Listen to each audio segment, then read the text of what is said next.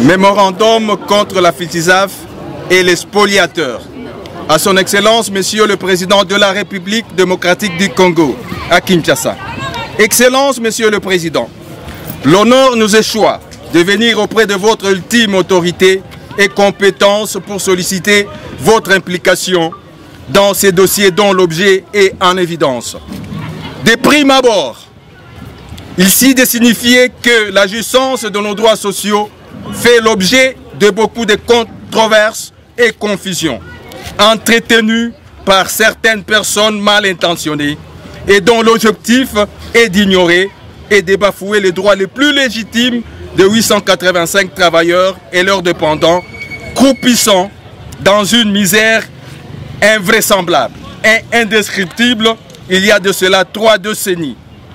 D'aucuns ignorent que la FILTISAF était une société textile privée, commerciale, belge, créée en 1946. Elle a fermé ses portes le 3 mars 1991. Cette fermeture a été attestée par les jugements dûment rendus par la Cour d'appel de Lubumbashi en date du 12-14-1992. Confère correspondance de l'inspection du travail du district du Tanganyika, numéro 22, MTPS, ITPR bar, DTK 171-2009 du 3 décembre 2009, dont copie en annexe. De facto, l'employeur devrait procéder à la liquidation du patrimoine de la société, afin de désintéresser totalement ses employés. Chose qui n'a jamais été faite jusqu'alors. Ce qui est une violation grave de l'article 110 du Code du travail, stipulant que, en cas de faillite ou de liquidation judiciaire d'une entreprise, d'un établissement, les travailleurs auront de créanciers privilégiés sur tous les autres créanciers, y compris les trésors publics, nonobstant toute disposition contraire à la législation antérieure pour les salaires qui leur sont dus, au titre des services fournis antérieurement à la faillite ou à la liquidation. Ces privilèges s'exercent sur les biens meubles et immeubles de l'employeur.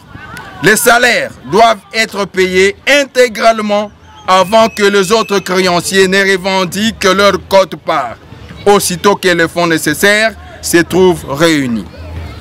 De ce qui précède, nous attendons la mise en application de l'article 110 précité qui n'a jamais été exécuté jusqu'ici, et la convention collective de 1898 et de 1888 en son 4e paragraphe, alinéa 4, de renchérir en cas de suspension de contrat. Le logement et l'indemnité demeurent. Ce qui est marrant est de voir certains spoliateurs qui veulent nous ravir nos droits. Tout compte fait, nous travailleurs, veuves et héritiers des travailleurs de la FILTISAF, venons auprès de votre compétence et autorité ultime de la RDC solliciter votre implication énergétique.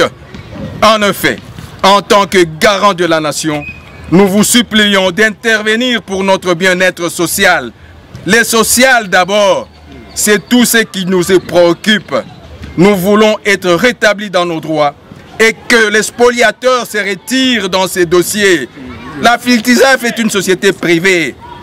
Prière agréée, Excellence, Monsieur le Président de la République démocratique du Congo, l'expression de nos sentiments patriotiques, avec nos hommages le plus déférents. Je dis et je vous remercie.